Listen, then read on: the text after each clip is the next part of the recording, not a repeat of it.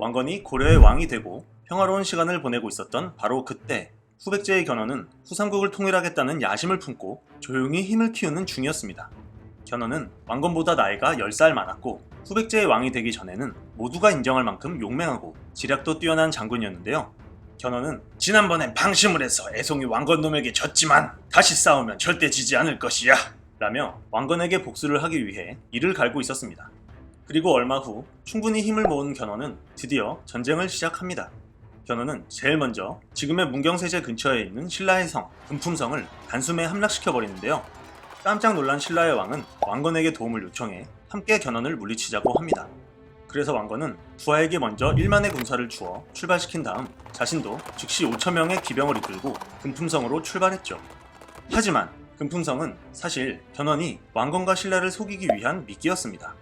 견훤은 금품성에 불을 질러버린 다음 금품성을 되찾기 위해 몰려오는 고려군과 신라군을 비웃으면서 마치 멧돼지처럼 곧바로 신라의 수도인 경주까지 뚫고 들어가 버립니다. 그리고 당시 신라의 왕인 경혜왕은 평소 술을 마시던 포석정에서 친아들과 함께 있었는데요. 경혜왕은 왕건이 잘해줘야 할 텐데 라고 하면서 설마 견훤이 경주로 곧장 밀고 들어올 줄은 상상도 못하고 있었습니다. 그래서 경혜왕은 견훤이 들이닥쳤을 때 도망칠 겨를도 없이 그 자리에서 붙잡혀 그만 죽임을 당하고 말았죠. 이렇게 신라의 왕을 죽이는 엄청난 일을 저질러버린 견훤은 자기 마음대로 신라의 왕을 바꾸어버린 뒤 신라 왕실의 귀한 보물들을 챙겨 떠나버립니다. 한편 신라의 수도 경주가 털려버리고 경혜왕이 죽었다는 소식은 왕건의 귀에도 들어갔는데요. 왕건은 견훤 이놈 기어이 선을 넘는구나, 가만두면 안되겠어 라고 하고는 직접 날랭 군사 5,000명을 이끌고 견훤을 공격하러 출발합니다. 당시 왕건의 전략은 견훤이 오는 길목에 미리 매복해 숨어있다가 견훤이 지나갈 때 한 번에 기습 공격을 해서 승리를 거두겠다는 것이었습니다. 하지만 뛰어난 전략가였던 견훤은 왕건의 작전을 손바닥 보듯 들여다보고 있었죠. 그래서 견훤은 왕건의 함정에 호락호락 당해주지 않았습니다. 고려군과 후백제군은 결국 서로 마주보고 전투를 벌였고요. 서로 밀고 밀리며 승부를 내지 못하고 있었습니다. 하지만 사실 견훤에겐 다 계획이 있었죠. 견훤은 왕건 애송이 놈에게 속아주는 척을 하자 라면서 거짓 후퇴를 합니다. 견훤은 군사들을 데리고 정말 리얼하게 급하게 후퇴하는 척을 하는데요. 왕건은 신이 나서 견훤을 쫓아갔죠. 하지만 견훤은 도망가는 길 옆쪽에 군사들을 숨겨두고 있었습니다. 그리고 이 군사들은 견훤을 쫓느라 길게 늘어져 있었던 왕건의 군대를 옆에서 기습합니다.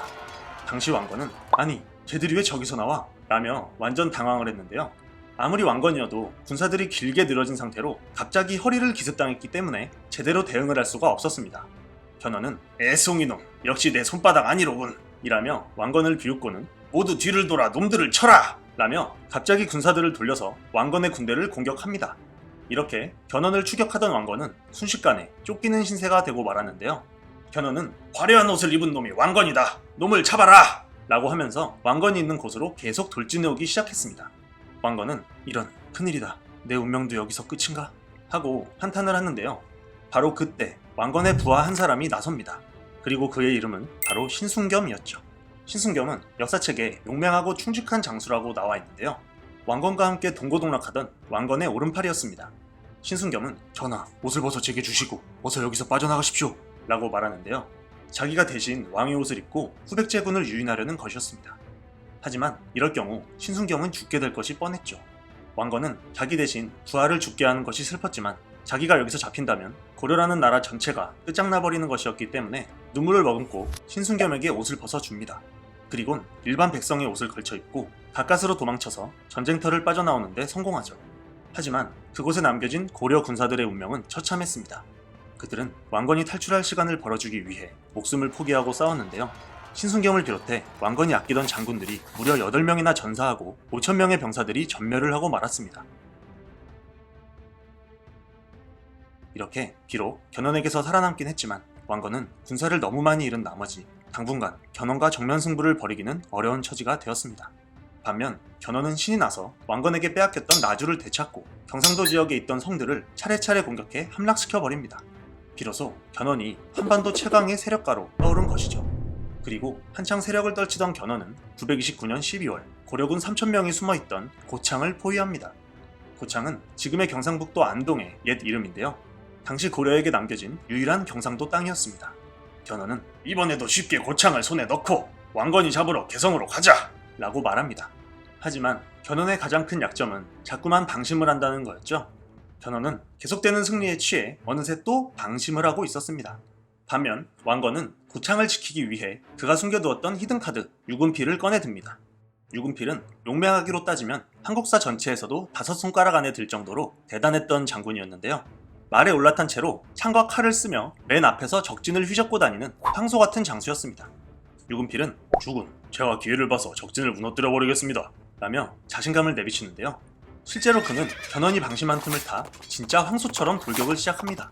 당시 유군필은 맨 앞에서 창을 휘두르며 후백제군을 무수히 베었다고 하는데요. 그 모습을 본 견훤은 무슨 저런 괴물 같은 장수가 있단 말이냐! 당장 저놈을 막아라! 라며 자신의 부하들 중 싸움을 잘하는 자들을 내보냅니다. 하지만 견훤의 부하들은 나가는 족족 유군필의 칼에 목이 달아났고 그 모습을 본 후백제의 장수들은 아무도 유군필과 싸우려 하지 않았습니다. 유군필은 견훤 내 이놈 거기 딱 있거라. 내가 가서 목을 베어주마 라며 견훤을 향해 황소처럼 계속 돌진해 옵니다. 견훤은 왜 하필 저런 장수가 왕건의 부하인 게야! 라고 하며 분통을 터뜨렸다고 하는데요. 이미 승부는 판가름이 난 상태였기 때문에 도망치는 것 외에는 할 수 있는 게 없었습니다. 그리고 견훤은 이 전투에서 8,000명의 정예 병력을 잃는 엄청난 피해를 당해서 후삼국의 주도권은 다시 왕건에게로 넘어가게 됩니다. 그리고 견훤은 얼마 전 되찾았던 나주 지역까지 다시 고려에 빼앗기게 되면서 이제 은퇴를 결심하게 되었습니다. 견훤은 내가 너무 늙었구나.